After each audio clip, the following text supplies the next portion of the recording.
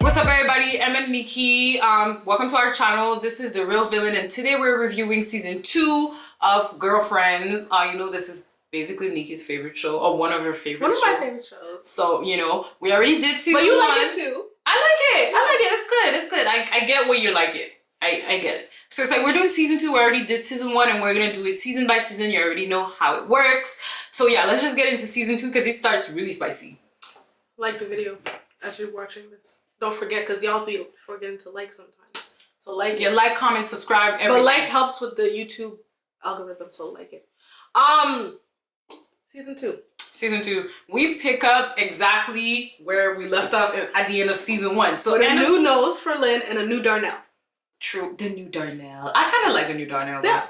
So here's the thing. So we stopped season 1 where Joan gets back home and Toni is basically naked.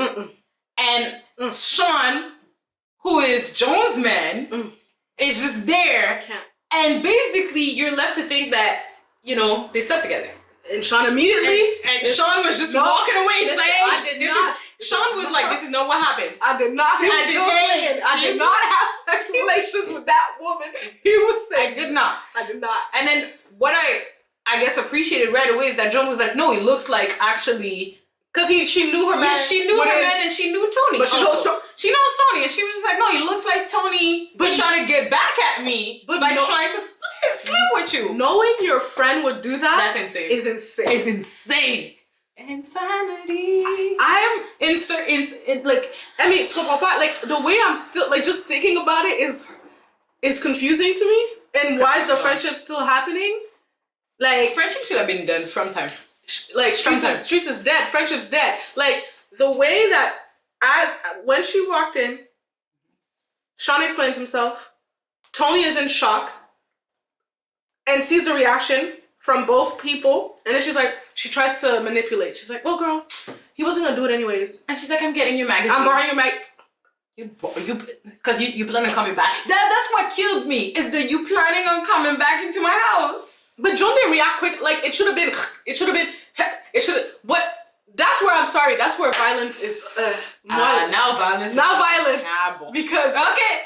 See? Because that is wow. So then they go on and it's like Joan was just gonna go on and pretend that she was okay with it. But her man, Sean, told her later that night. He's like, yo, like, cause he was leaving to New York. Yeah. And he's whatever they're talking about what just happened, and he's like, yo, like, I don't want to bring it up again, but like, yo, like, that's not your friend. Anybody that would do that to a friend is not a friend. I'm sorry, she's crazy, right? Yeah, that's crazy. And she was just like, I don't want to talk about it. And again, is what she always does with Toni. She sweeps it away. She ignores it, and then Toni repeats the behavior. True. And then what happens is her hair started falling because she was so stressed from it, and she basically internalizing things is not good. And some people, things happen differently, but for her, she started losing her hair like crazy because so much stress and she was keeping it inside, and it's not good. And the only thing I wrote for that first episode was Joan is stupid. That's the only comment I have for this episode. Joan is stupid because it has to be stupidity for you to remain or try and remain friend and keep the status quo with somebody that would try to fuck you over like that. That's what I wrote. I wrote she was stupid. It's not necessarily stupidity. I don't know what it is, but something ain't right. It's something ain't right. It's some type of deep-rooted dependency. It's definitely codependency, but be very, very, very, very, very toxic. Because that doesn't make sense. Because not even telling her, because she didn't even have a conversation with her about it. She's like, Toni, like that was not like it's just like we're just gonna breeze on past, and they're at the table with the other girlfriends, and that's where her hair starts falling out, and the other ladies are like, there's clearly some insider thing happening between Joan and Toni. So Maya's like, I'm feeling a little outside the sister circle. What's up? Like, we don't know what's happening. So basically, she says, I tried to sleep with, but Maya was. I feel like both of them, Maya and Lynn were like, I think what she said is. And she said, oh hell no. And you're sitting here breaking bread with her? Like, you're eating with her. And she's not in the hospital or something? Like, what? Like, even... And the way even I'm shocked. And it's the fact that Toni was like, but Joan has already forgiven me, so... So, like, why y'all mad? And it's like, no. And it's like, I don't need this judgment. And she gets up and walks away, as she always does. She runs away from accountability every single time. And it annoys me with Toni. But I digress. So... Joan realizes that she, needs some help. Because everybody, she's like, maybe to be the one, just because everybody keeps telling me to get rid of my best friend. And I'm like... Get rid of your best friend. That's not your best friend. Get rid of whoever that is in your life, because what is this? So she goes to a dermatologist or somebody, whoever, a doctor. Yeah, and the doctor refers her to a psychologist. Like, you need to go see him. You need to go. And the therapist tells her that Toni is poison in her life. Like, literally, like, this is a person that is like, that you need to cut out from what you've told me. And then Joan was like, well, there's good qualities too. He's like, well, not from what you said. So we're good. Exactly. And so because the psychologist realizes that Joan is not ready to like let go of Toni at first, he's like, you need to learn how to say no. And that is the beginning of Joan saying no to everyone. But no, she said she was gonna cut her off. Yeah, she said she was gonna cut her off. And lied to the therapist. She lied to the therapist, but I'm sure you do. I feel like they know. Yeah. I feel like they've probably seen people like that a lot. So yeah, she just starts saying no to everyone, which in a way is kind of like. Well, no, she didn't say no. She said no to things she didn't want to do. No, for sure, but like no to everyone in a sense where the pattern that we had seen throughout season 1. She broke it like at that episode. Episode 2 is when she's like no to everyone. Lynn is saying, Lynn is saying something. She's like no. William asked for something.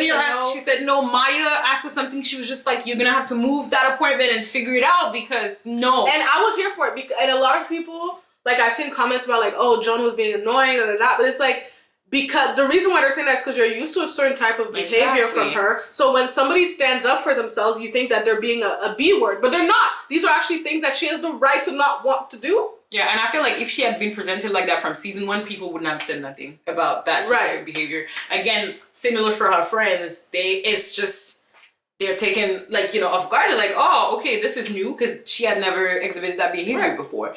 And it's just that one thing in particularly with this whole therapy thing, it's when Toni finds out that Joan is seeing a therapist because of her specifically. Mm-hmm.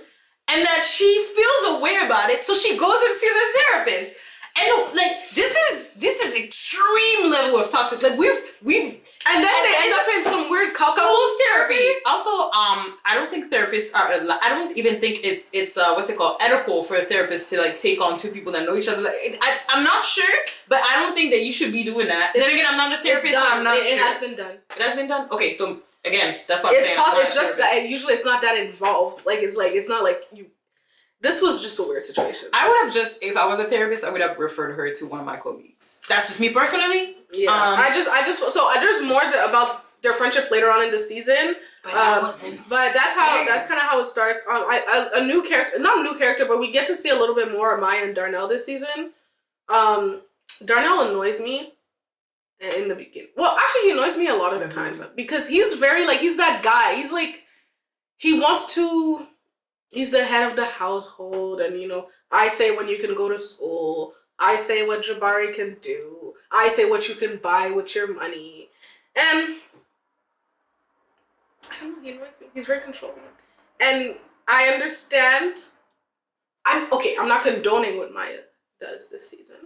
She starts an emotional affair with a man. Joan and her job, because I think we've seen more of her job take an impact on her life a little bit and her beliefs. We didn't address it in season 1, but there was even an episode where the whole boys club thing that was addressed. True. That still drips into. Yeah, because she's one of the only women I think at that company. I never see any others. Yeah, she's like a junior partner. She's a black woman on top of that. So I feel like in this specific season, there's this point where basically she has to either stand up for her beliefs versus sell out for her job. And there's this whole like thing of, you could see the whole. That's also William too. Yeah, William too. But I think like for black women, it's like intersectionality, being a woman and also being black. It's like 2 things within one, whereas William is just in a male dominated. I don't want to say he's just a black man, but in a male dominated field, the only thing against him is that he's black, not that he's also a woman. You know what I mean? Yeah. So, yeah, no, you're right. And she had to her every day at that law firm. First of all, Mr. Sweetison, he's hilarious. I was gonna say I like him. Yeah, I like him too. I know he's problematic, and he says the wildest Very stuff. problematic. He's like, you keep me hip hop. I was like, bro, stop it. You know, hey, ho, like, you know, every time. But he's so funny. He's funny. But no, yeah, but the way that they treat her is horrible. Like, I'm just like, and she is like, she's the fall guy for everything. I don't like it, and it's triggering to me, actually. I'm like, being a black woman in the corporate field and, you know, being successful at a certain age and people not valuing your opinion or what you have to say or using you as a stepping stool to get to a certain place, you know, she deals with that a lot. And I think people don't give her credit for navigating that field at work as well as she does. For sure. And that's also that, I guess why I wanted to talk about this is because what she ends up doing for that specific case goes against who she is even as an individual. You're talking about the client, well, not the client, but the drinks. The company that was overpricing in the black neighborhoods. And it's something that has client attorney privilege, so she's not even supposed to be able to like advertise it like that, but she finds a loophole, she finds a way to leak that information so that the men can say it in front of the press. And her doing that goes against who she is as an individual that we've seen being built throughout season 1, where she follows the rules and she does this. She didn't get into the fight at the club. Like, she's really a follow the rules type of person. And it's only when she realizes that no, like, clearly I'm following the rules, but a lot of people don't follow the rules and it's not working. And I think that was very interesting in terms of growth. Therapy helped her see, like, we saw a shift in Joan. That's the thing. And for me, it was very interesting because I was also revolving around the whole blackness thing, when there's clearly a difference in how maybe a Maya would have handled the situation like that versus a Joan handling the situation. And I think it was very interesting to just see Joan in that light during that season. So I did want to talk about her job a little bit because it must have been difficult to navigate that specific thing, because you're trying to keep your job and you're trying to at the same time not have the black community think that you're a sellout. So she did what had to be done, and I appreciate her for that. And she this season she continues to be successful at work. She gets some big cases. You know, she contributes, and she gets even Mr. Spoodleson's respect at one of the Martin Luther King thing, and she stood up for her rights. I was like, Joan, I'm proud of you out in your professional setting. Like, she is a great example of how to navigate this type of space. Yeah, and she really does it in a very nice way, because even the Martin Luther King thing, she didn't go after him about it all the time. She just was like, you know what, I'm gonna make something to prove that it needs to happen. And it was really, really nice. And she even handled a workplace romance that we'll get into. So in her relationship wise, Joan is with Sean from season 1, but he's now in New York, so they're doing the long distance thing. And we know that Sean is a sex addict, so I guess he was saying, like, he had one cold turkey before for 2 years and he was fine, but when he's been with Joan, they had sex constantly, and now he's having hard time with the distance. And she's like, well, I have my stuff here, I can't just come every weekend and, like, you know, and do that. So basically, one of the weekends she goes, they say, like, you know, how he asked her to move to New York, basically, and she says no, because she doesn't, which makes sense, because I was confused by that, though. Like, it's like you're staying 6 months. That's what I thought. Like, I thought it was premature, because they break up at that point. But in my opinion, the writers were premature with this breakup. Like, it was like, he's coming back in 6 months. Like, it's not like, why do we have, I don't get it. I feel like 6 months is a long time. I feel like nowadays, with all the technology that we have, somebody says I'm leaving for 6 months, it's annoying, but it's doable. I feel like at the time, technically with the money they both were making, they could have done the whole going on the weekend.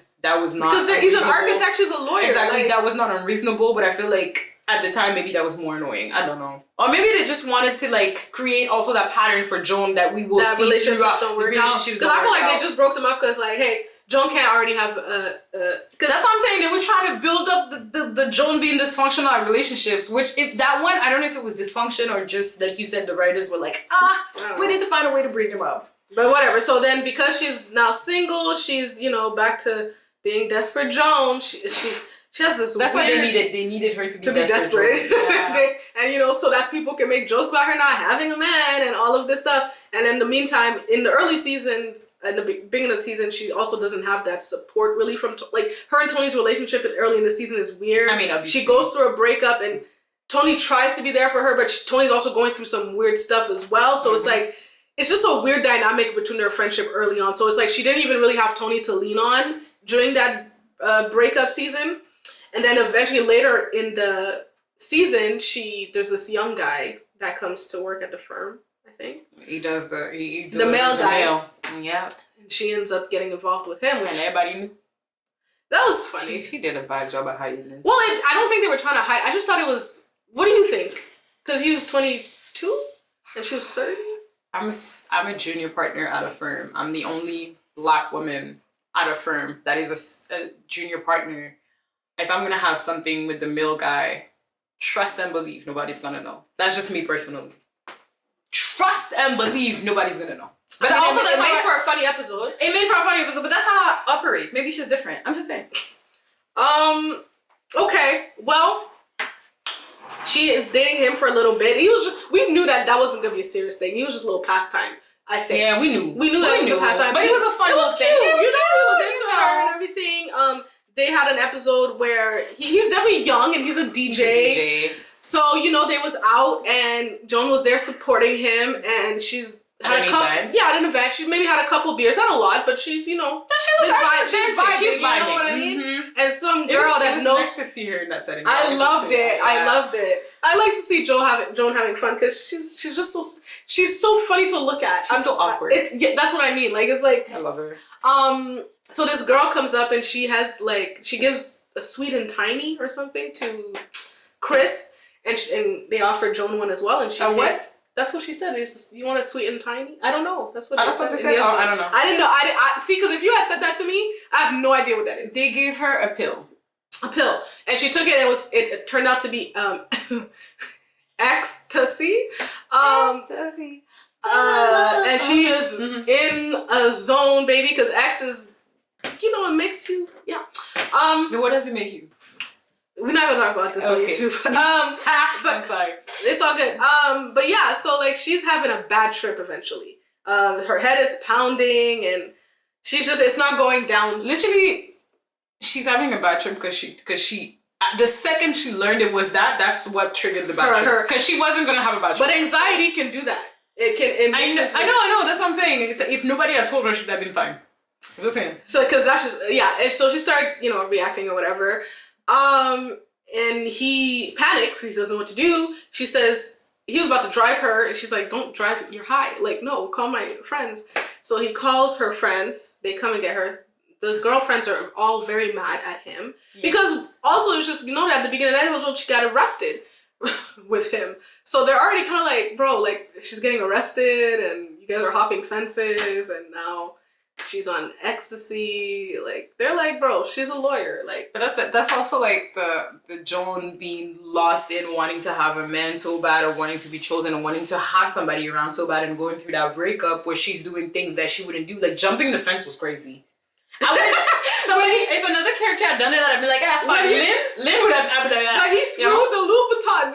Joan with her Louboutins, like she's also. Can we also talk about the fact that she really mentioned Louboutins at 29 and as a scene? I was like, how much money do you make? Joan's got money because these shoes are expensive. The wardrobe. I'm telling you, Joan got money. But yeah, she hopped the fence for those shoes. So the girls were like, yo, bro, like, are you her pusher? Like, what's up? So they were all like, on one accord and not liking him. You think that they're being too harsh on him. Mm-hmm. I do not agree because I feel like, we can talk about it. In my opinion, if you know the person you're dating, you only need to know Joan for about 5 minutes to know that she don't know what the hell that was. Okay, so here's what I'm going to say, right? You saying it's Joan's responsibility. I'm not saying like he's completely off the hook or whatever. I'm saying that you're at a club. Okay, yes, you're a lawyer and all of that, but people do drugs at clubs. Okay, come on. Let's not be, Somebody gives you a and tiny and you're like, I thought it was a mint. Like, come on. People distributing mints? Really? But Joan is naive enough for this. Okay, but here's my thing. Like if you told me that, I'd be like, girl. But Joan, I'd be like, she probably did think it was a mint. But that's the thing. It's just a question of, at this point, all the girls being mad at the guy, you could also be mad at your friend for putting herself into that position. Why are you dating somebody that you would go do that with? Instead of being like, yeah, he's a bad person. But they agreed though. at the end, like, they're like, maybe we don't know each other. Because they're like, because But they don't know each other. They didn't know each other. So he didn't know her enough to know that, and she didn't know him that he even did drugs once in a while or stuff like that. Yeah, like, but that's the thing, and it's really the thing where it's like, she got so, like, she was like, oh my god, drugs, da da da da da, and I get it, especially at the time that this series was shot, it was, the US with drugs was a big, we live in Montreal, guys, okay? It's a whole different thing in 2023. But it's just like, I felt like it was too much and too harsh, especially how young he is compared to her, how like the world that he's evolving in, it's nightclubs where people do drugs and alcohol all the time. Her being naive and being like, I thought it was a mint, it has to be one of the worst written thing ever, because I have never heard of such a thing. I've never heard somebody be like, yeah, I'm at a club and I thought it was a mint, somebody gave me a pill. I would never, and even if it's a mint, bro, I'm not taking it because people be drugging others in clubs. So I also blame her because she should have known better than to accept something from a stranger. That's it. Bon. That's it, one point. That, yeah, you said a word, sis. So that's okay. Well, I have nothing else to say to that.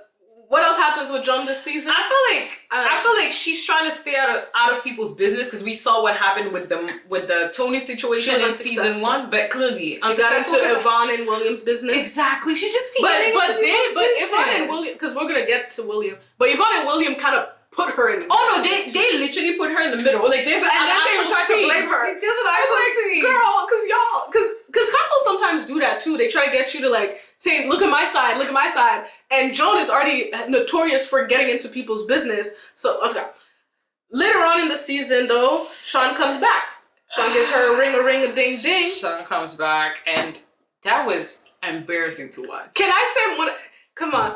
My boyfriend's back, and he's coming to see me. Hey now, Brazilian wax. Hey. When she said that, girl, like, oh, it's you. I was like, I understand, but that is so funny to me, because the funny part is like right before she was with Chris, and she had just decided with Chris that she was gonna F him, like she'll forget the 3-month rule, let's just have, and they're about to do it, and the voicemail picks up the phone, and it's Sean, and she like, skirt, by the way, I have a boyfriend, it was always understood, if he comes back, we're gonna get back together. Chris is like, hell, she's like, deuces. He's like, oh, Chris, let's be friends, and she's so sad, and then right as she the goes way to the door, she discarded him was also, that was painful to watch. It was so sad, but I was like, it was so second, the embarrassment. So Sean comes back. Sean comes back, and she's so, oh, my man is coming back, my man, but Sean is not her man. Sean is the ex, and she really thinks he's like, yeah, we're being back together, and she doesn't even let him speak, and she's like, I'm so happy you're back, baby, and just pick up right where we left off and stuff, and he's just like, no. He said, I'm engaged. She said, you mean busy? Who wrote this? Beautiful. Why is that so good? He's like, no, like to be married. I'm engaged to be married. 6 months later. This was me calculating. Like, I was like, to who? To who did you meet? I was like, look at this man lying. But yeah, so pretty much. So the season ends with Sean kind of like breaking her little heart. She goes to, I guess her friends find that out. They're like, oh, she's gonna be sad, but she was like, okay, I'm kind of okay with it or whatever. No, she was sad at that point. But then she was like, sad. I don't just want to stay home, so I want to go out. They were at this nice restaurant place. She goes out to meet them. She goes out to meet them because at first she didn't want to. At first she wanted to stay home, but then in the end she was like, I guess she changed her mind. And as she walks in, the girls were like trying to like talk to her because they saw Sean with a woman, which they thought was the fiance. And Joan was like, "Oh no, I'm gonna go talk to them." And she tripped. I'm so sad. Joan, why are you like this? And the woman being so naive. One day we have to talk about the similarities of this and Insecure, because her tripping is such an Issa thing. Like I'm just like, and Issa has said that. She has, taken a lot of inspiration from Girlfriends. But I also want to say, let's be honest, because if it was me, I would have tripped too. You would have definitely tripped. I am so clumsy. I might have could trip too. I'm not gonna lie. As a clumsy person, I felt it. I was like, I get it. And it's not even the worst moment. So then, they come and help Joan, and Joan's like, yeah, I just want to come say hi. And the girl's like, oh, you guys know each other? She's like, yeah, I'm an old friend, and she's like, congratulations on the wedding. She's like, you're engaged? And I thought you told me you just broke up with somebody. And he's like, yeah, I did. And I did it by telling her I was engaged. And she doused him with a drink and slapped him, which was great. He deserved that. In a very reality TV like moment. But that was I was like, Sean, you dirty. That's so mean. Why not just tell her? And she said you come with too much drama. Because I feel like she would have tried to work it out. She would have found a way to be like, oh, we could work it out. We could do this. She would have found a way. I know she would have tried. I felt bad for Joan. I still feel bad because that's not good. Because it sucks that people think of you like that. Like, damn, you're too much. And then even so she goes back to try and sleep with. When he said that, I was like, my heart, because I was like, this is one of my nightmares because I know some people may feel that. And it's the worst that you're thing. Too much? Yeah. Because you could be too much for, I feel like everybody could be too much for other people. Or too little, not enough. And I feel like either way is terrible. It's terrible. So I felt like I really felt that thing, but also I was like, you ain't wrong though. But she does come with a lot, but she also gives a lot. She's in a relationship, she's a giver. But anyways, so her feelings is hurt. She goes back to Chris. Chris is like, what you want? What you got played? And she's like, have sex with me. And he's like, because he's 22. So he's like, okay. He goes, I don't know if it's a 22 thing. I feel like a lot of people just be like, alright, let's go. Oh, it's a man thing, yeah. I don't know if it's a man thing. I think it's a guy thing. Because I think women would have been like, sure, you just played me, now you think you can just come and no. Men are more like, whatever. In my opinion. But yeah, so he goes back. Toni was there trying to comfort her, but she's like, no, I don't want you, Toni. I'm trying to F this little boy. And she's just like, and Toni's like, are you sure? She's like, yeah, man, like he wants me. I just want to feel wanted right now. And see, that's the thing. Joan is the original pick-me. No, maybe not the original, but she's one of the original pick-me's on TV. But I think she just wanted to feel good. I don't think she wanted to be shaped by Chris. But I'm talking about her behavior in general. She's definitely a pick-me. Even Sean, he's a sex addict. I feel like for her personality, she should have been like, I don't want to date somebody that's a sex addict. Because she clearly had a problem with it in the first place. He was a recovering one. I know, but you know what I mean. I feel like she compromises a lot on what it is that she probably truly wants because of wanting to have a man so much and wanting to be married. Yeah. Wanting to be married so bad, and she's about to be 30 and da-da-da. This whole drama that was in the first season where she was like, I'm about to be 30, I don't have a man, da-da-da-da. Which is also a lot of society. I blame society also for, because I'm 29. I'm watching this show. One of the first thing is I'm 29. I don't have a man. Basically, her life is over or something. And it was just it's crazy. This show came out 20 years ago, but people still feel this way today. There's a whole video of this black woman that was crying on social media because she was 30 with no men, no kids, no family of her own. And it's just it could lead some people to do crazy shit. I mean, Joan is, that's intense, but there's people that be just desperate out there. Because of that. So I'm just saying. Yeah, no, you're right. But she was sad about that. She ends up it's so funny. Toni said, she thought Chris just followed her home. She's like, oh, I'm just gonna give him some arcade money or something. Also, it's the way she also messes up Jabari's name. It's the way Toni does a lot of things, So that but that's Joan season 2. Let's get into Toni. Let's get into Toni. Okay, so Toni season 2. Oh, Toni season 2. So obviously, I guess we pick up with... She's in a bad space.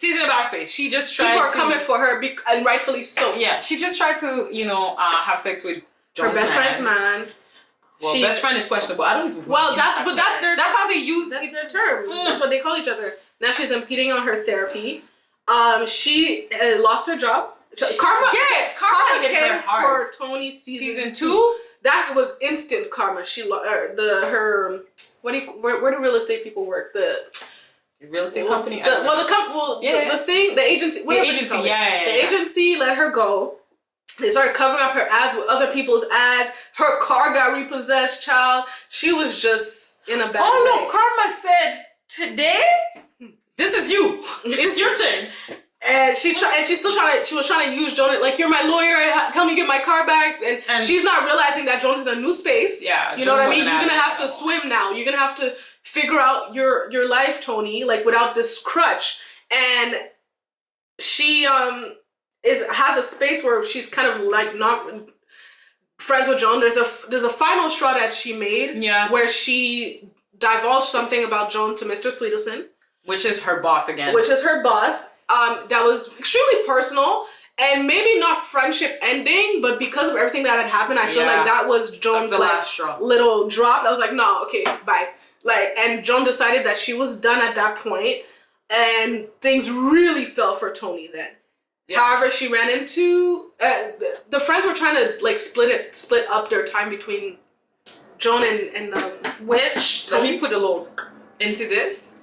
It's literally them being outraged at Toni's behavior and seeing Joan forgiving her but still being friends with her and splitting the time. And I agree that Joan did that, but I remember times where my best friend forgave some people for things that they did to her. I never forgave them though.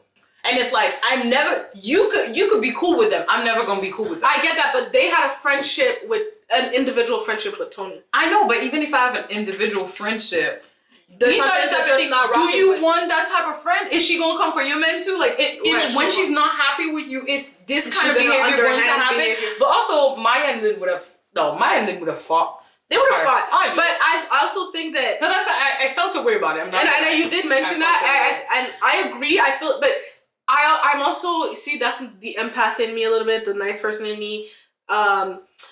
It's almost like I would have felt some pity. It's like, because when somebody is down, because Toni was down. Yeah, because it's like fucked up. And leaving, she's lost everything. She's lost her man. She's lost her car. She's lost her job. She's lost her best friend. And it's like, you're gonna lose my other two close friends because of herself. Because of herself. No. She lost her man because of herself. Yes. And the job probably too. She lost. Yes, because she was not doing what she was supposed to be doing because of herself. Because she was still focused on sleeping with other people's niggas. However, but my thing is, I see like Joan and not Joan, Maya and Lynn being like, you know what, girl, like she needs some money. I get it. Like let's be there for her. Mm-hmm. And that's what. And in the meantime, during one of those lunches, she runs into Greg again. And Greg invites her to something. To an art, his first art exhibit. His first art exhibit. At an actual gallery. Which is nice. Greg is leveling up. Yeah, no, that's good. Like, that's a good step. Get rid of poison sometimes. Especially at a gallery, that means that somebody believed in him. And that big. Like, it's great. Know?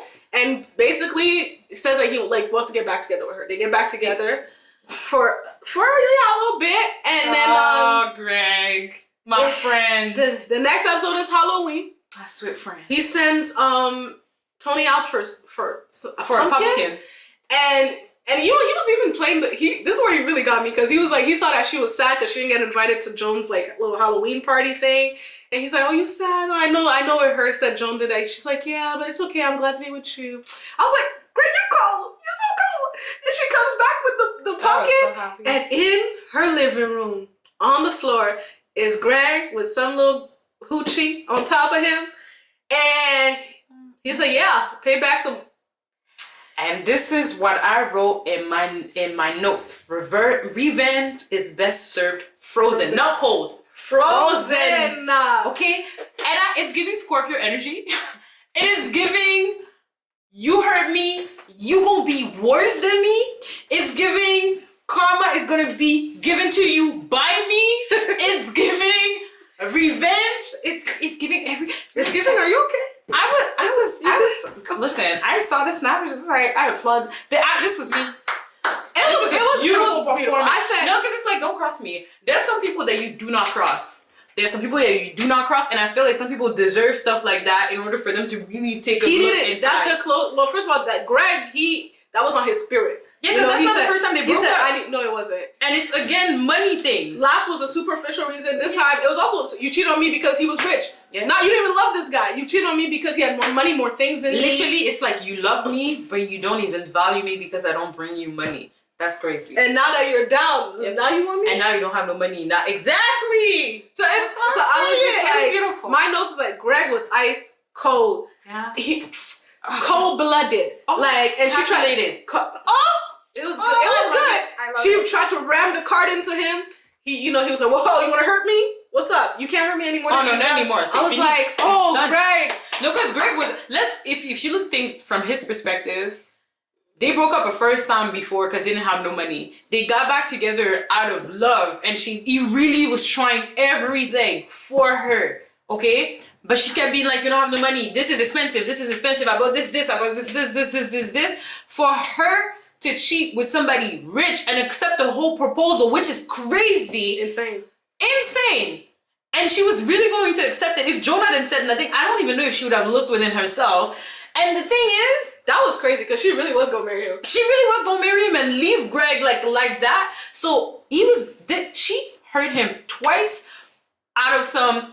You don't have no money. That's gonna be a man that's gonna be scarred for life and is gonna think that women only want money. You know that. So now it's like, I get that. Now her heart is broken. I wasn't mad at it. So what happens is she's now complete, because not only did her man leave her, left her twice.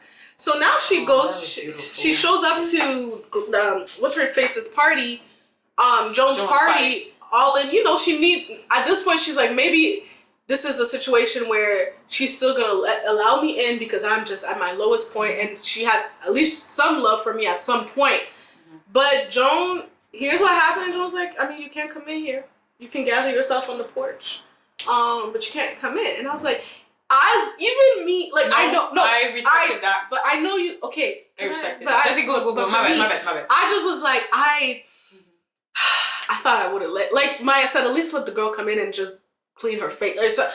She's like, no. I was like, I think I would have let her in. Like, doesn't mean we're friends again, but I just would have let her in because she's just been through a lot and rightfully deservedly, exactly. Whatever. You know, she did it to herself, but whatever. So Joan doesn't let her in. Which I agree with. Let me just say this again. Yeah. I agree with everything Maya got. My bad. Everything Toni got was deserved.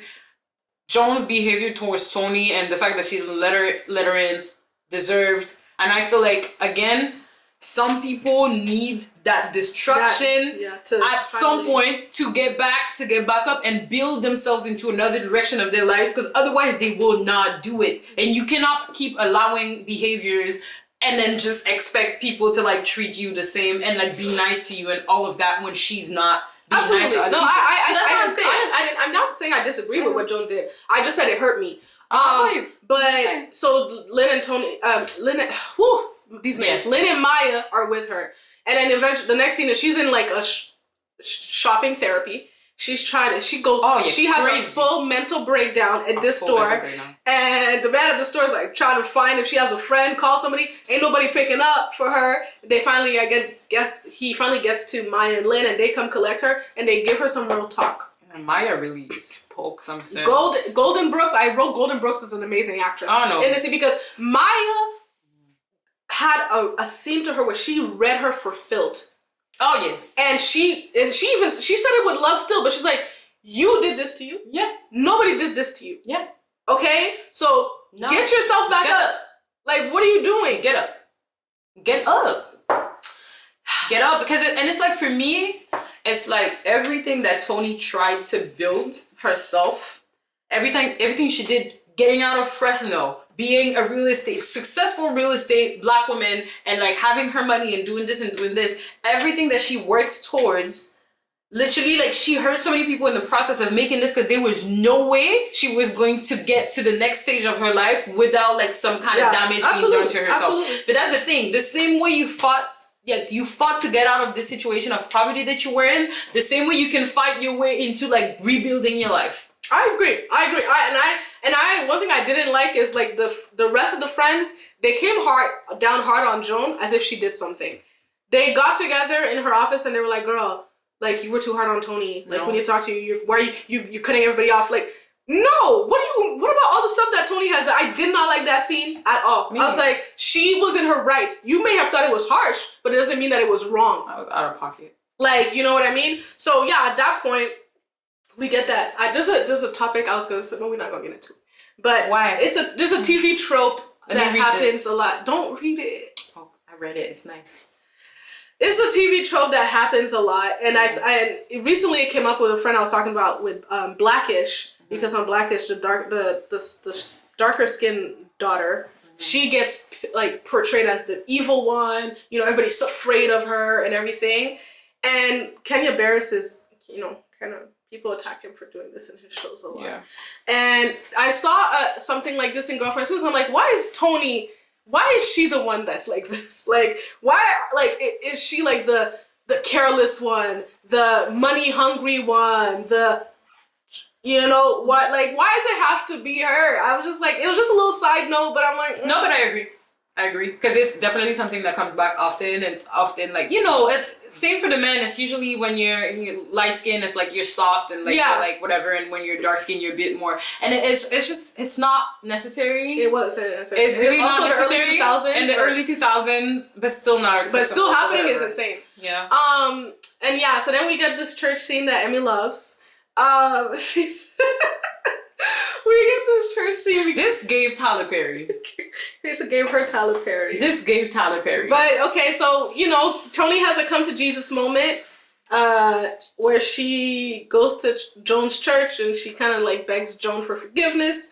Joan at that point was still not trying to hear it, but the pastor started preaching on forgiveness. Obviously. Of course, that's what I'm telling you. It was giving Tyler Perry. The pastor was preaching on forgiveness, and he's like, and played by Donnie McClurkin actually, and sings one of my favorite songs, "We Fall Down," and because it's true, so we all sin. There's a lot of times where we do things that we're not proud of, and people can get back up. Like nobody's perfect, and I'm not sitting here on this camera acting like I've ever always been a perfect friend. Like neither one of us are saying that, you know what I mean? But you know, shit happens. Oh, sorry. Well, whatever. That's fine. Stuff happens, and sometimes you have to ask for forgiveness. Sometimes you have to forgive, and it depends on it. You know, it depends on the person if they're gonna be forgiven or not. There's some different situations.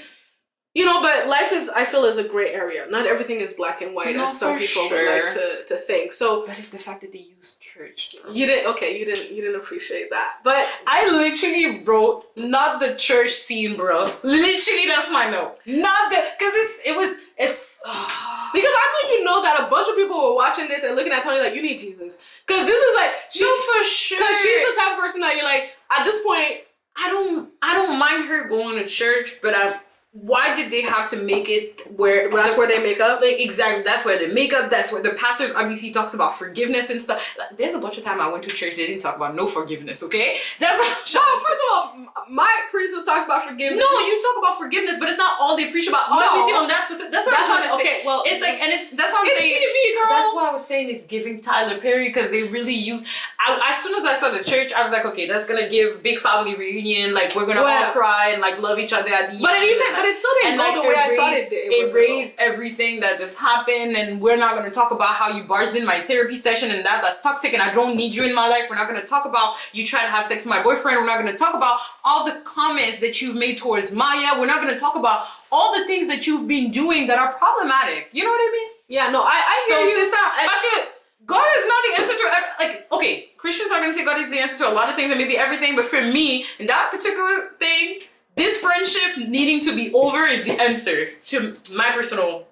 Okay, so what I'll say, I think that God can help in every situation. I'm not saying like meaning not like He's not gonna fix every problem. Maybe we have to help ourselves. Maybe he can help. But what I mean is that to not be friends with but that's what I'm saying. Like maybe the fix is not God bringing y'all back together. Maybe it's you finding the strength to know that you're not supposed to be in this relationship. But people sometimes blame God for certain things that are happening in their lives where it's not. That's not actually. He didn't put that there, babe. That wasn't.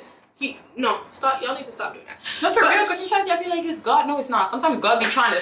He be like trying to separate, and y'all like, no, come on, holding on to. Yeah. So that happens, and they actually they walk to the altar, both of them, and one is in dark colors, one is in light colors. I was like, okay, symbolism. Girl. And they were like, and the next episode, Toni is a new Christian child.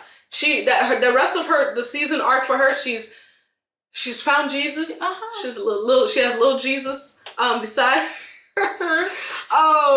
It's funny because it lasts for a few episodes and then that was the last one. she was like, okay, I mean, she's like, what did Jesus do for me? As soon as she got back up, as soon as she shouldered a house again, she was like, I mean, well, because before she was like, God's not listening to me. I have no money. I have no this. He's not my friend. But like then she started coming up again, and God went away a little bit. But pretty much. What else happened to her? I don't remember. No, I feel like that's pretty much that was the big thing for Toni this season, because this season there was a lot of focus on Maya. Was there any men? Like, did she? I don't remember. For Toni season 2. Toni season 2. I feel like the focus for me for season 2 was really Maya. They, like you said, and her developing her friendship. Exactly. It's like developing a friendship, but there was a big focus on Maya and. Oh, we met Tony's mom. We had a big mother's. True. That was very pivotal for the Toni character. Jennifer Lewis playing her mom. Also, can I say I love this woman? I love her. But we learned so much about Toni in that episode. I was like, I don't like condone you, but I get like I see how your mind works. And I was just like, girl, you are so classist. Like, that is your mama. Like, I was just like, yeah, but also, like, I don't want to. She's like, I want none to do with whatever this is. But also, I see the trauma because her mom like was an alcoholic and all of these things. Of course, we could always trace stuff back to like childhood and everything. Yeah, this, but. And and like her mom said, I'm big and loud in one way, but you're big and loud in another way. You're flashy. You have to be seen. Like we are similar in another. You have to be the best. You have to be. Yeah, you have to be seen. Above your friends. There's something that she mentions, but that's gonna be in season 3. At some point, she mentions some things about having a group of friends, basically the supporting cast, and she's like the main character. Oh yeah. That pissed me off when she said that. Listen. But okay, so that was Toni basically in a nutshell, and then Maya was her season child. Yeah. So you were saying, okay, so Maya and Darnell. First, Maya and Darnell's relationship. So you said Darnell we see some cracks in the relationship, which maybe is a effect of what. Y'all know what I'm trying to say. It's a result. I don't know what I'm trying to say. But what happens later on could be a little bit explained via what I'm about to say. Darnell is controlling to me. Mm-hmm. He does love his wife. I do believe he's a good provider. He does love his wife. But I just feel like he just like thinks his way. And she's like very like complacent. And like she doesn't want to annoy him or piss him off, and like she's like, I'll return the dress, I'll do this. Like it's like it is so funny. I was just think this was controlling. You don't think he's controlling? So here's my even with the hair thing, like when she came back, and he was like, I don't like he has to like I don't like it this way, so you need to grow it back before I can like I'm like, here's my analysis of things, right?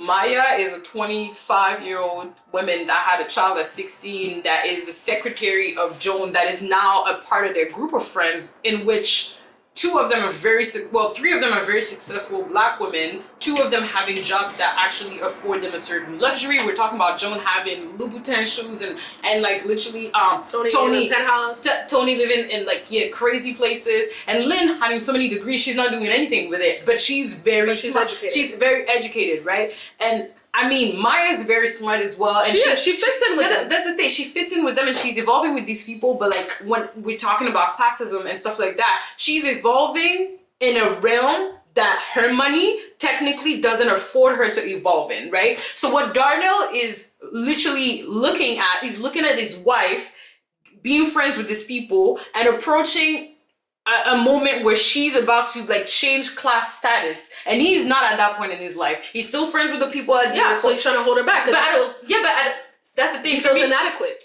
That's the thing, but for me, that's not controlling. That's just him trying to grasp to what he has at the moment, because he's just like, she's slipping away from me, not in a sense where she's gonna leave him, but more in a sense where it's like, I am not there, she's going there, and there's a big gap between where they were at. They're at different spaces. And exactly, and where like Joan and all of them are. He's insecure. And he's a little controlling. He is. I think he's a little controlling. That's the thing, that I don't see it as controlling for me, because apart from that specific thing, genre, the way he speaks is like, come on, Maya, let's go. Like, we're going. Like, he's very like. Yeah, a lot of men do that. Okay, so it's controlling. I don't. What's that?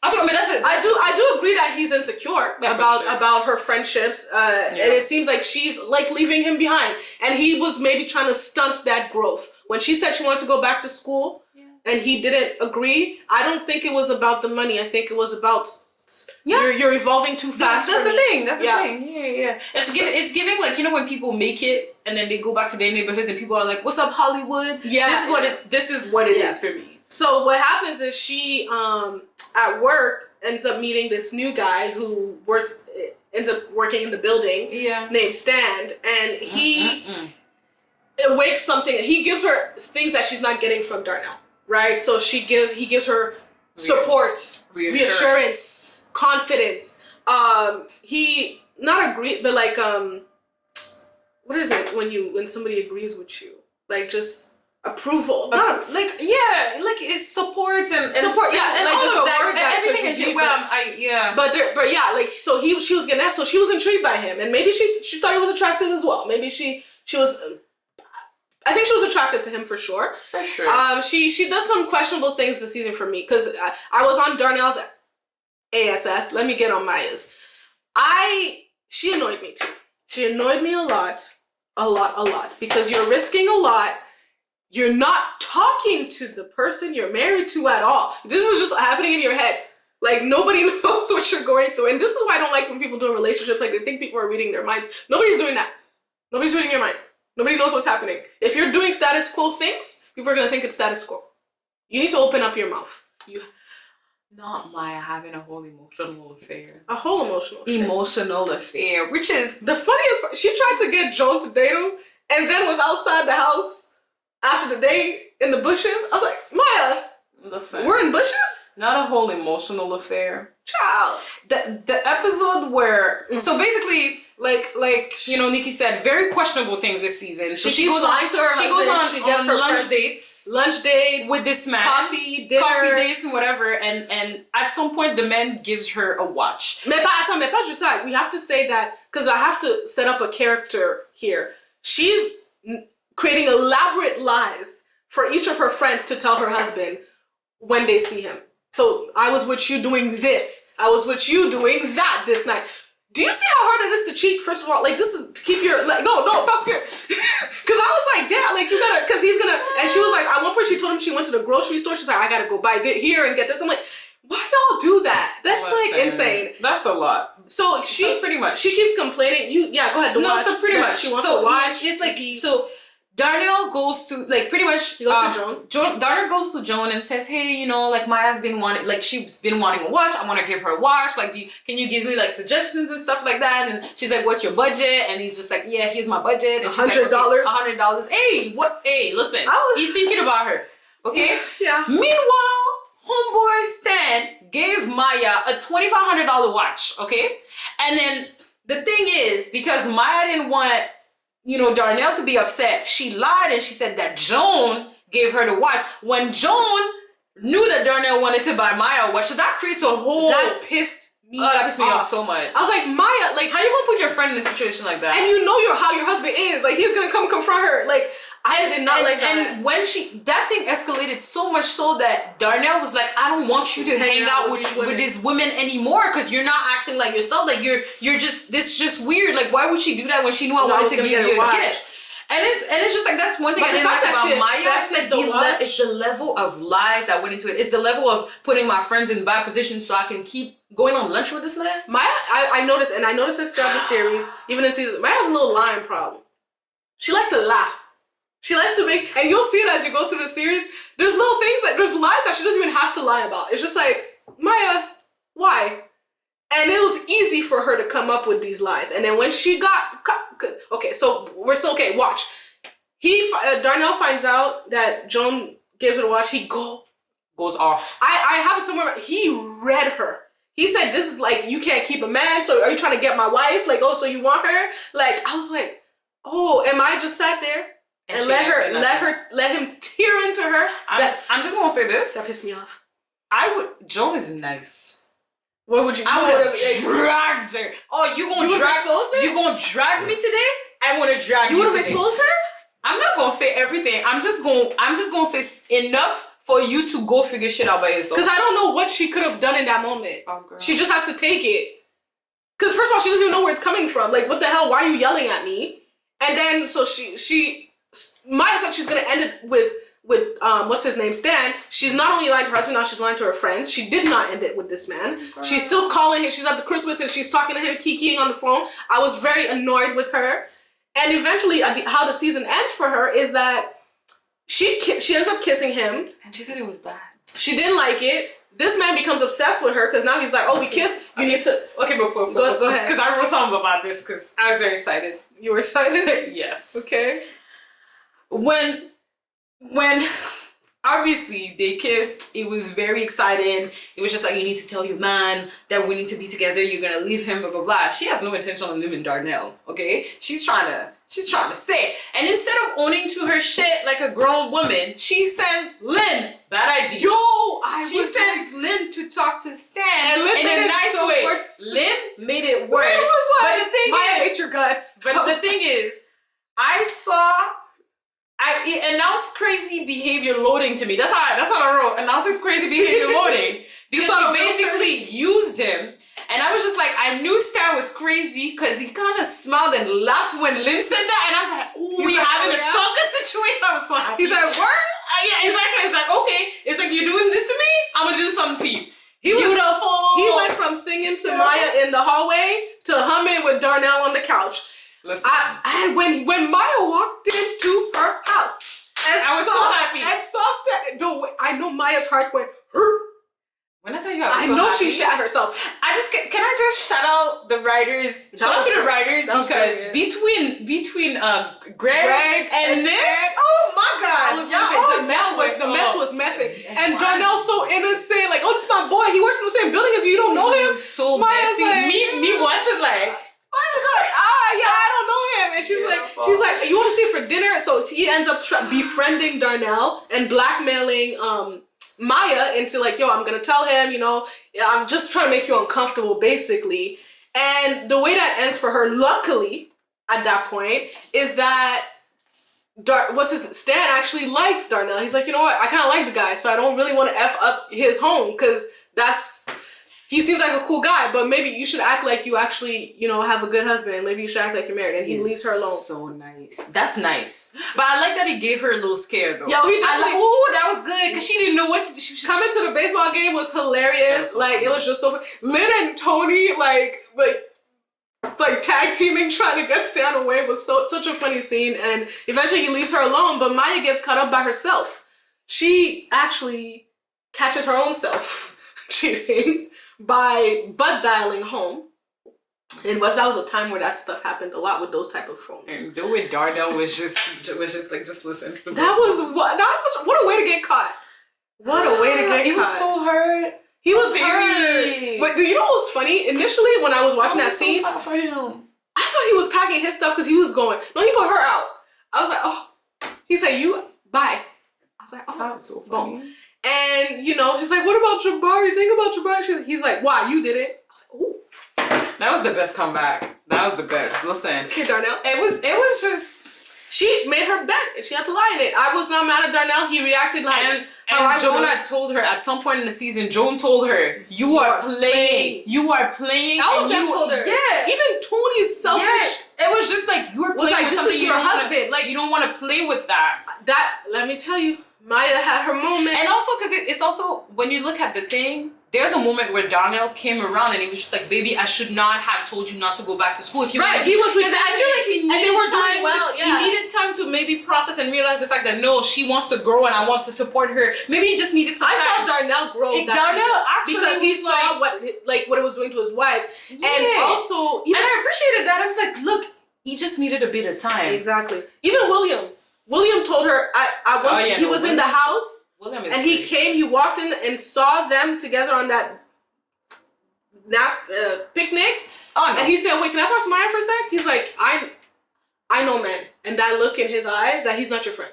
Okay? That's not a friend. This is inappropriate. You know what you're doing and you're playing. You're playing. And I was like, thank you, William, because if everybody has told Maya that she's playing and she's just like, let's stand. I was like, ew, girl. For real. So that's how it ends for her. And Lynn. I was gonna do William because you were William. Oh, sure, we could do William. Okay, so because William had a very interesting season 2. Well, he's still with Yvonne at this point. Yeah, so he's with Yvonne. We already said that Yvonne was a little bit crazy, but I feel like they're kind of crazy together, and it's kind of cute. Yeah. And season 1, pretty much at the end, they are engaged, and Yvonne has agreed to quit the force in exchange with being married to William. Eventually, she does, but he has to set the wedding date first. But that's the thing.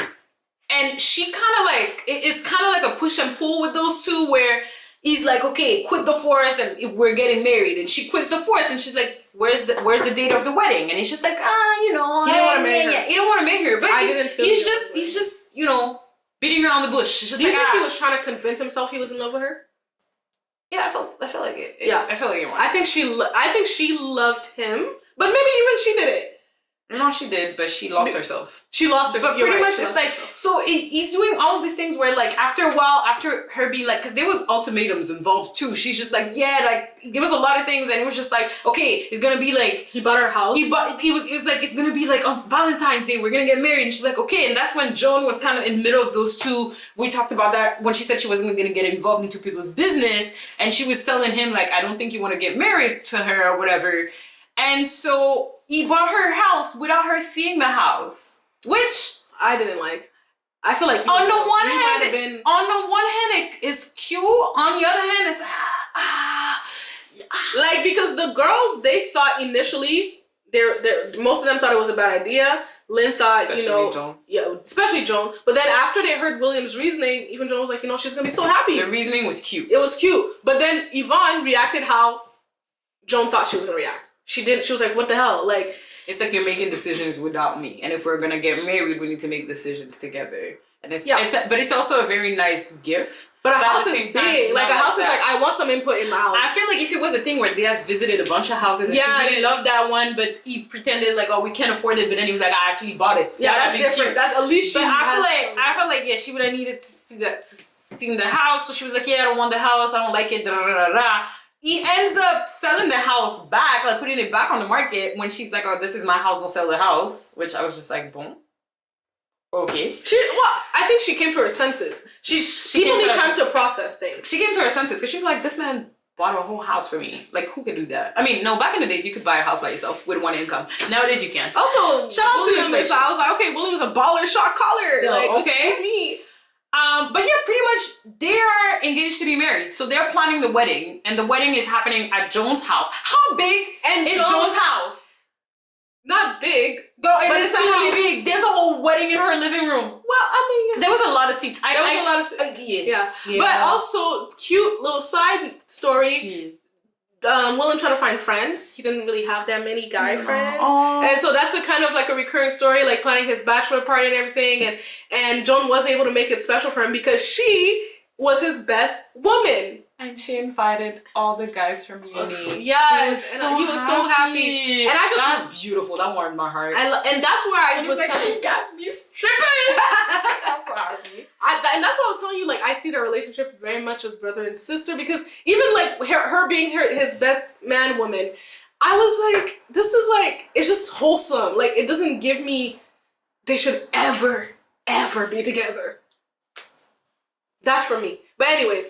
So the wedding, they get cold feet because Yvonne finds out that William did not tell his mom about her, and that's insane. Why do you even not know her? Oscar, whatever. So also, how do you get engaged before meeting people's parents? I don't know. It's TV. Maybe I don't. Yeah. And so William was like, okay, but like she's not coming because his mom didn't believe it. His mom was like, if I know you, if you're only telling me about her now. You don't want to marry her. And Yvonne was like, I'm not getting married if she's not here because I know it's not going to count as a real wedding to you. So William goes to Kansas City to get his mama. She comes back. The girlfriend tried to convince her, Yvonne, to go through with it because she was ready to call it quits at that point. And the mom is here, so Yeah. So the mom comes, whatever, and they decide to go through with it. And as they're in front of the altar, the pastor says, William and Yvonne. And she's like, and he's like, no, it's Yvonne. And she's like, no, it's actually Yvonne. And he's like, what? I've been calling you Yvonne this whole time. He's like, yeah, like I never corrected you. And then so the pastor keeps going, and she's like, I'm sorry, I can't do this. And she walks away, and she says, like I realized, like you said, I've lost myself. Yeah, like I've literally even been letting you call me the wrong pronunciation of my name. That's crazy. And it's like just hitting me right now how much I've given up of myself for this relationship. Yeah, she gave up the force, and she always wanted to be a cop. She gave up her name. That's crazy. What? I'm sorry. What? Like her whole gave name. Up who she was. Gave up who she was. She accepted for this man to buy a house that she didn't choose. Like it was a lot of things where I feel like compromise is a compromise. It's not compromise. There's too much. She just gave up a whole self. Yeah. And the funny thing for me at that moment is when at the end. William is asking the girls to like bring back the girl to the retirement home or something because she wasn't because she was mom. an actor. She was an actor, which goes against the show that he didn't really want to marry her. And so that was a big waste of money, in my opinion. A big waste of time and everything. But it was an effort to grow William's storyline and see where he is at in life, in love, excuse me. And he has this little depressing moment, and you know he gets back to himself. Also staying at Joan's house because everybody stays at Joan's house when they're down.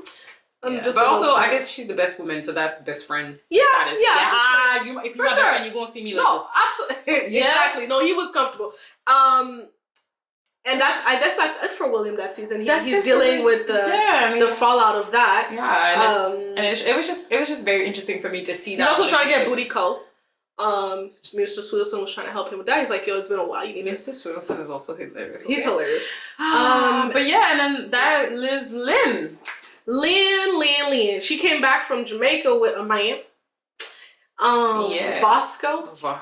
Which, God, and she moved out. It's a big thing. Yeah, but I don't like the way that she just brought this man into her house. Was gonna just hide him there. True. I don't know for how long, but like eventually, you know, Jonah's like, well, you can't stay here with this person. Like, no. So they move out and they end up living in Maya's mom's garage. Garage. I was gonna say basement, but garage. And that was interesting. And she had to get a job. She was working this season. Vasco was not working. So this was Lynn's karma. And she even mentions it at some point in this season. Yeah. This is her karma. This is what she's been to her friends. A leech with a big dream. Yeah. You know? And this is what he was. He's like, I have dreams, you know. With his really bad Jamaican accent. And he said, you don't come to America to get a job. You come to America for the American dream. That's hilarious. But she was not expecting to support a whole adult. And she doesn't make enough to support a whole adult. She doesn't make enough to support herself. Literally, you're in a garage. I'm just saying. So and no walls. It was like he was just useless to her, and he just was like, I guess, giving even mediocre Disney because she was. And for Valentine's Day, he gave her a dog. He gave her a dog. They named the dog Vasco, which I didn't get, but I was like, okay. So yeah, they named the dog Vasco, and eventually, because she was not appreciative, he gets mad at this point. And he had been, throughout the whole season, he kept packing his bags, leaving, come back, and all of that. She even tried to get Darnell and him together so they could rub off on each other. Because Darnell works. That was not good. That ended up bad. It didn't end up well. And he eventually leaves her because he's just like, you're not supporting my dreams or whatever. And the rest of the season, it's more like a self-discovery Lynn. You know, she's still working her job. We meet her family. Her sister.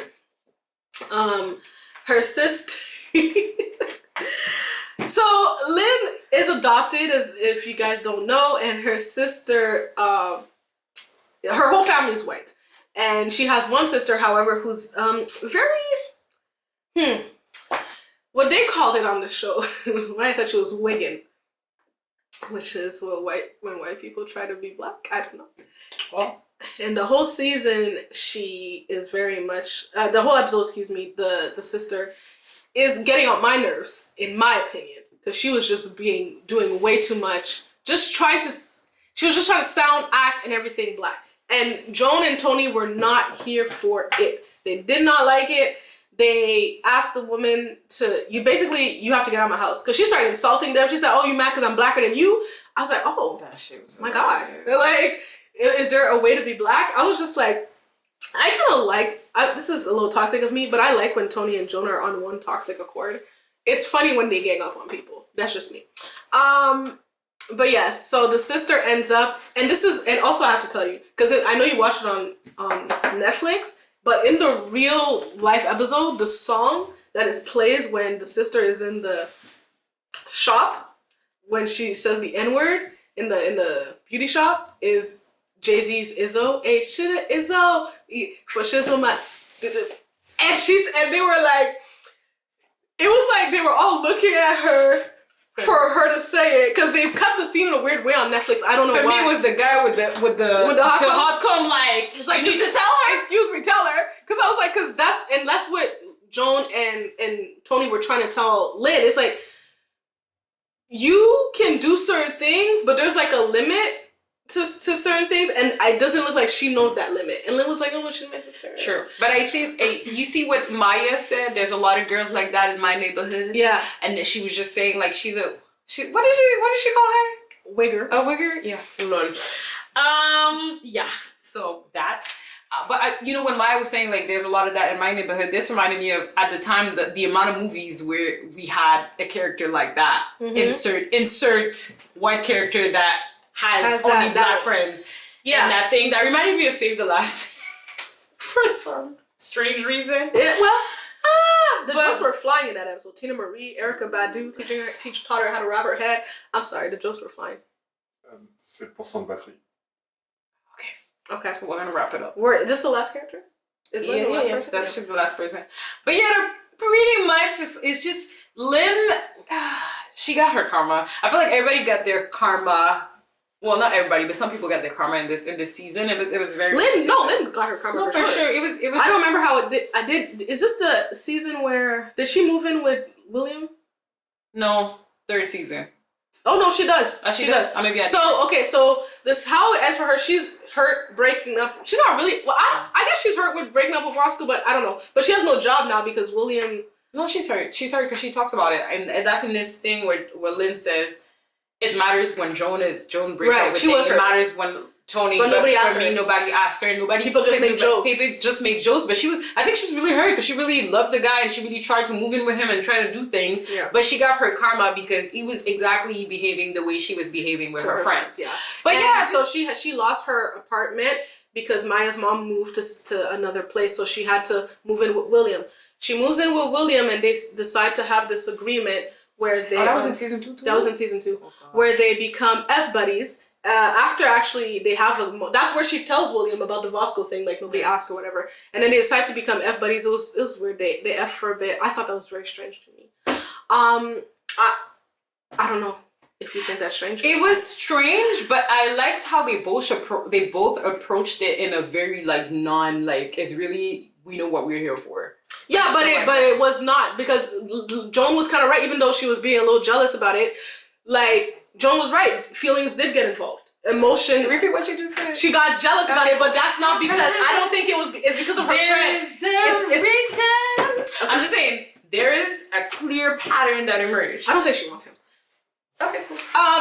Anyways, I think that the reason why Lynn and William's situation got messed up is because he calls out Yvonne's name, and she was like, I don't really want you to call out another, but he's like, but I thought there was no connection. There's no connection, but still don't call somebody else. Oui, mais tu comprends, c'est compliqué. It becomes complicated. And, not really.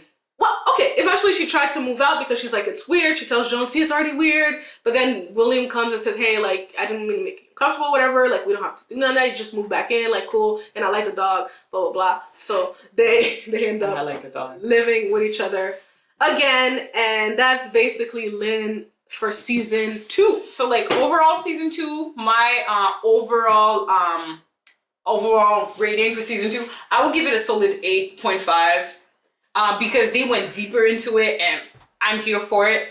And definitely Toni got her karma, so I was very excited. Yeah. Season 2. And I'm giving Darnell, yes. Greg, yes. And Stan, yes. It was beautiful. Cold peace. Okay? So yeah, 8.5 for me. Yeah.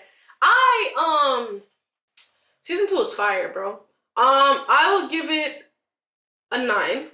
Okay. I give it a 9. I think that it was just the show has arrived. This is the show, like that's when I knew I was gonna keep established. Watching. Yeah. Okay. Oh no, girl, that's when I knew. I was like, okay, I'm watching this. Everybody is an acting masterclass. Those first few episodes, everybody is on their game. I'm just like, wow, that's amazing. It was beautiful, and I think. Let's do the real villain versus the show villain. Before we leave you guys, for me, show villain, Maya. Okay, show villain Maya. Actual villain, actual villain so Maya. Okay, so actual for me, so Maya. So for me, show villain. Yeah. Maya. The real villain? Mm-hmm. No, excuse me, that was the opposite. Fuck, and at the time it messes up my reveal. Whatever, yeah. Show villain is Toni. Real villain is Maya though. Maya was the villain. She was the real villain. I feel like Toni wasn't the villain this season because she got hers. She got her karma. So for me, Maya. No, was episode 1 was yeah. Oh no, episode 1 and episode where she revealed to Mr. Sweetelson was enough for me to make her. I feel you. The show. I feel you. But yeah.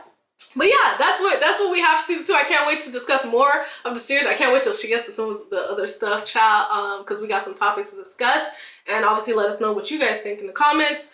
We'll be back next time. Peace. Right.